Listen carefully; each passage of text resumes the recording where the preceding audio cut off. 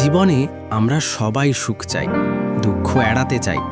আর যখন কিছুই আমাদের মতো হয় না, তখন বলি এটা আমার ভাগ্যে ছিল না। কিন্তু সত্যিই কি ভাগ্য সব কিছু ঠিক করে দেয়, নাকি সুখ দুঃখের মাঝেই লুকিয়ে থাকে আমাদের আসল শিক্ষা? আজকের গল্প একজন সাধারণ মানুষকে নিয়ে, যে দুঃখকে অভিশাপ ভেবেছিল, কিন্তু শেষে বুঝেছিল সেটাই ছিল তার জীবনের সবচেয়ে বড় আশীর্বাদ। একটা ছোট গ্রামে থাকতো রমেশ নামে এক গরিব কৃষক। তার জীবন ছিল কষ্টে ভরা, কিন্তু মন ছিল শান্ত। একদিন তার একমাত্র ঘোড়াটা হঠাৎ পালিয়ে গেল। পড়শিরা এসে বলল, হায় হায়, কি দুর্ভাগ্য তোমার। রমেশ হেসে বলল, দুর্ভাগ্য না সৌভাগ্য সেটা সময় বলবে।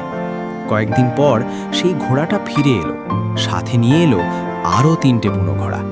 এবার সবাই বলল, ওহ, কি দারুণ ভাগ্য তোমার। রমেশ আবারও শান্ত গলায় বলল, সৌভাগ্য না দুর্ভাগ্য সেটা সময় বলবে।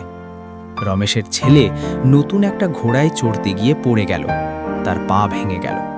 গ্রামের মানুষ আবার বলল, এবার তো সত্যিই দুর্ভাগ্য। রমেশ শুধু বলল, সময়ই উত্তর দেবে। কিছুদিন পর রাজ্যের সৈন্যরা এলো, যুদ্ধের জন্য গ্রামের সব যুবককে নিয়ে যাবে। কিন্তু রমেশের ছেলেকে নিল না, কারণ তার পা ভাঙা। এবার সবাই চুপ, কারণ তারা বুঝতে পারল যেটাকে তারা দুঃখ ভাবছিল সেটাই ছিল সবচেয়ে বড় সুখ। আমাদের জীবনেও ঠিক এমনটাই হয়। যা আমরা হারাই হয়তো সেটা আমাদের জন্য ছিল না, যা আমরা পাই না হয়তো তার থেকেও ভালো কিছু অপেক্ষা করছে। সুখ আর দুঃখ দুটোই জীবনের শিক্ষক। দুঃখ আমাদের শক্ত করে, সুখ আমাদের কৃতজ্ঞ হতে শেখায়। আর ভাগ্য লেখা থাকে না শুধু হাতে, ভাগ্য লেখা হয় আমাদের ধৈর্য, পরিশ্রম আর বিশ্বাস দিয়ে।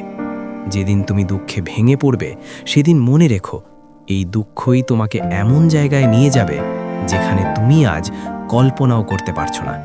কারণ সুখ সাময়িক, দুঃখও সাময়িক, কিন্তু শিক্ষা চিরস্থায়ী। তাই জীবনে যাই ঘটুক, একটা কথা মনে রেখো, সব কিছুই তোমার ভালোর জন্য ঘটছে।